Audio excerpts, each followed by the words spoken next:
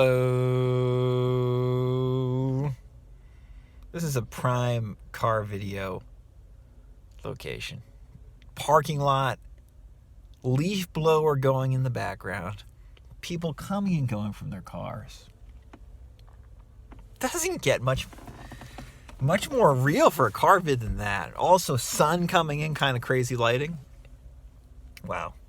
What an aesthetic today, and what an environment for a bit more of a discussion on just persisting.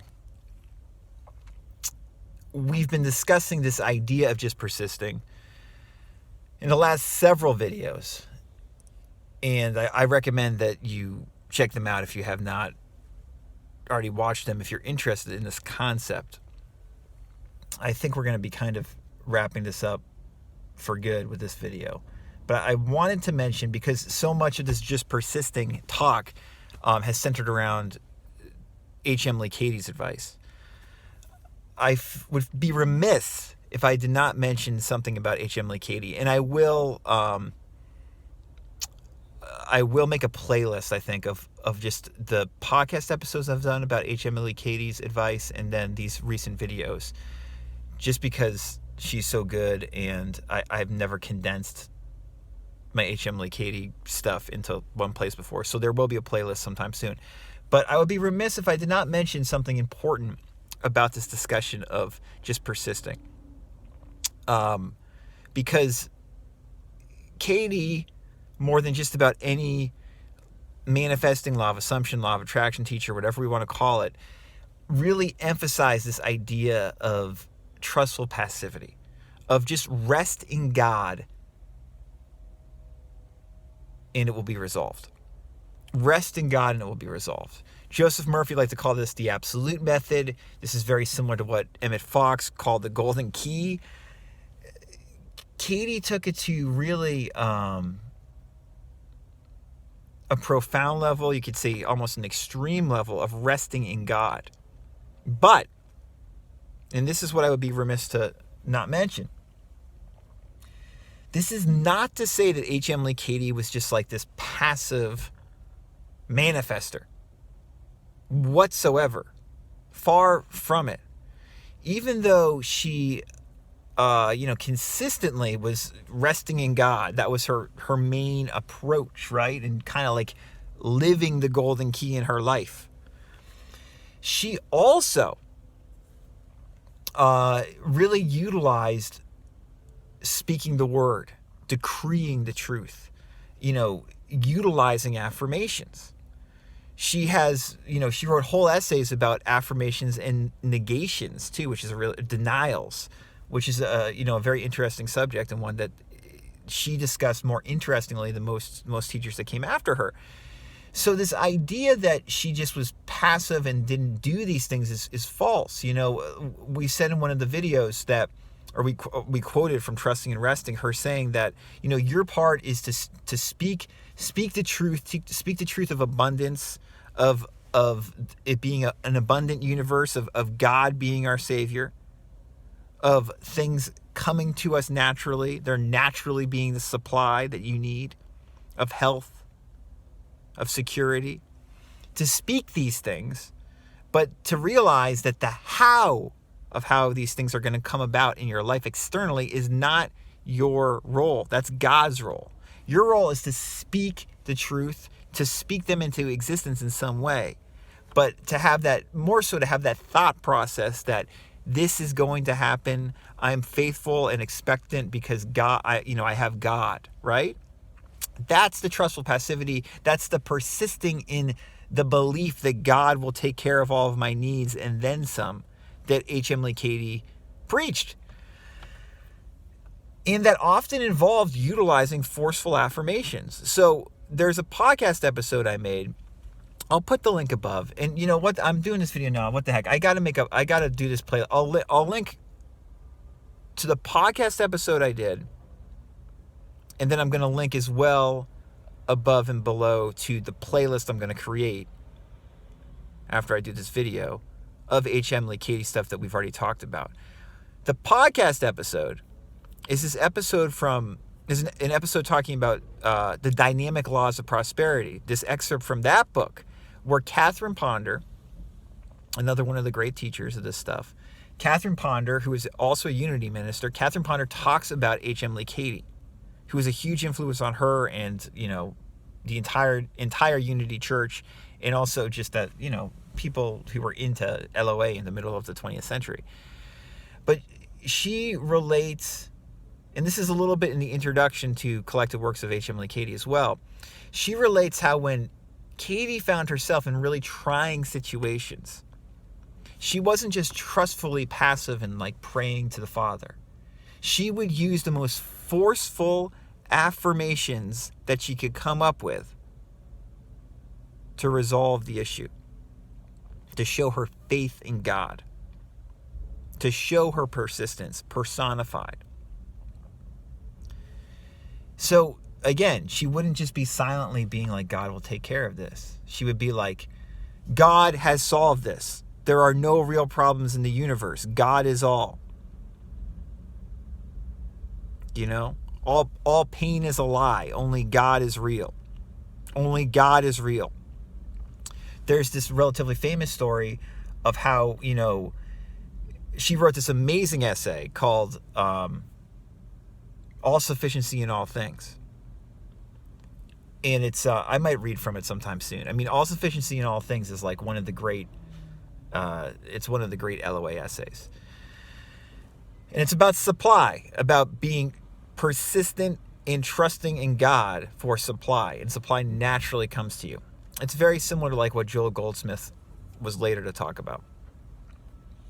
And, she wrote this essay. It's an incredibly powerful essay. And then she had this major supply issue where she wasn't charging for her services and she was basically famished. She was going hungry. And this isn't something that happened over like just a week or two or a month or two. This was a 2-year process where she was sure that God was her supply. And yet it was not externally demonstrating or manifesting for her in the way that she wanted or needed. She was literally having trouble putting food on her table. So she persisted for 2 years. She didn't know what to do. And finally, she realized that basically she had not decreed, she had not affirmed, forcibly, she had not commanded out loud that God was her supply, that it was so. She had thought it, but she herself had been too passive about it, she realized, and needed to be more forcible in declaring God is my supply, or something along those lines. And when she realized this, she then declared it, she decreed it. It is so. And her supply issue resolved itself extremely quickly at that point, after about 2 years. And she never had to worry about material supply in any serious way again, is how the story goes. And I believe that story. Just like how I believe a lot of the stuff that Joel Goldsmith talks about in that regard. That is a deep understanding and application of God is supply. But as Catherine Ponder relates in the dynamic laws of prosperity, H.M. Lee Cady had to actually assert it, decree it before it happened. She wasn't just passive about it. When she was just passive about God being her supply, it didn't demonstrate or manifest for her in the way that she needed. So very, very interesting. And again, you see that the humanness, the humanity of Cady and her application of these principles. And, she's got this great collection of essays, which now is usually labeled How I Use Truth. You'll find it in Collected Works of H.M. Lee Cady, where she gives many personal examples like this. Like the example we talked about the other day of her father and him being basically for 5 years being totally maligned and condemned incorrectly. Being basically, he was accused of something he never did, right? And for 5 years, Cady was treating on this before it came to pass. And, that kind of persistence and then decreeing it is so, utilizing it is so, It's very powerful. But it's not like, oh, you fix your problem in a week or 3 weeks or 3 months always. At all. For big stuff in our life, I'm sorry, but there are, in all likelihood, for basically everybody, are going to be challenges. You're going to run up to stuff. You're going to question the validity of a lot of these teachings. And that is when just persisting and waiting and listening to God or your imagination or your subconscious, trusting in that at that point, that is when it's in many ways the most powerful and most profound. This is the deep shit. This is what appeals to me about these teachings. Neville is presented very superficially, but what initially appealed to me about Neville is wow, this guy gets deep about this stuff. And what's one of the first things Neville, maybe the first thing that Neville ever published, about this, At Your Command, he basically, the beginning of that book is can man decree a thing to pass and it will pass? And it's yes, he can.